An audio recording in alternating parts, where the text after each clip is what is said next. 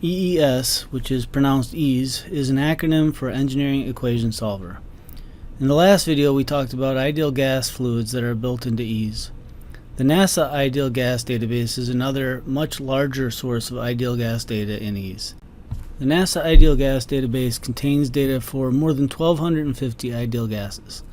A list of the ideal gas names in this database can be obtained from the Function Information dialog by clicking the NASA Radio button and then clicking the Function Information button. The property data for the NASA ideal gases were obtained from McBride et al. 2002. The property functions that are implemented for the built-in ideal gas fluids in EASE are listed in this table. The NASA database only includes information about specific heat, enthalpy, and entropy, and therefore many of the functions in this table that will operate on the built-in ideal gases in EASE are not available for the gases in the NASA database. So functions like lower heating value, higher heating value, conductivity, viscosity, critical properties, those kind of functions are not available for the NASA ideal gas database. The NASA ideal gas property library was integrated into EASE in version 8.528. So any version of EASE after that one can access the NASA database in a manner that is indistinguishable from how you would access information for any built-in fluid in EASE. So for example, if I want the enthalpy of hydrogen ion at 600 Kelvin, I can use the enthalpy function just like I'm doing here.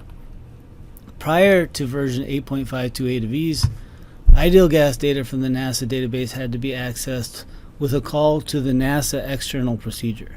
So external procedures in EASE are accessed via the external routines radio button right here. And you can see here's the NASA external procedure. And we can paste that in and use it as the basis for a call.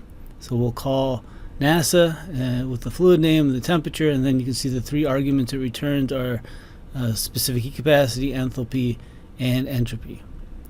And you can see that at this point the answers that I got by calling the NASA database directly agrees with the enthalpy that I got using the enthalpy function. Now, you need to notice that no matter what your unit system is set to in EASE, the units associated with the NASA external procedure, when called directly like this, will be Kelvin, kmol, and kilojoules.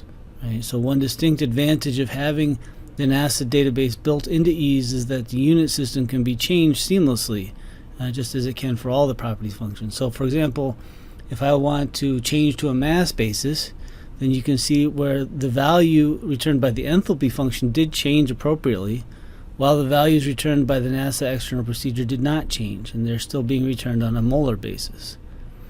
The external NASA procedure is still of interest because it provides data for solid materials as well as gases, and we'll talk more about the use of this external procedure when we get to section 4.9 of Mastering EASE. This is one of a series of tutorials meant to describe the operation of the EASE software. To get more information about EASE, obtain the software, or access more of these tutorials, please go to the website fchart.com. These tutorials are excerpted from the book Mastering EASE, which can also be obtained from the FChart website.